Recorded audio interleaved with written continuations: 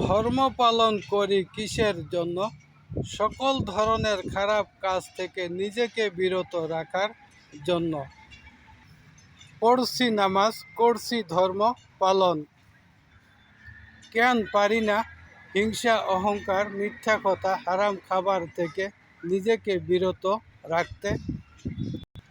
বুঝে শুনে রাখছি খোলা জাহান্নামের দরজাটা। এই কথাটা অবশ্যই মানুষের বিশ্বাস করতেই হবে। কারণ হলো জন্ম মৃত্যু কারো হাতে নও। সকল ক্ষমতার মালিক শুধুমাত্র তিনি একজন সৃষ্টিকর্তা। সূরা ৮৮-৮৯। মৃত তোমাদের সবারই নিয়তি। আর মৃত ব্যক্তি আল্লাহর নৈকট্যপ্রাপ্তদের একজন হলে তার জন্য রয়েছে উত্তম আপ্যায়ন ও নিয়ামতের পরিপূর্ণ প্রশংসাময় জান্নাত।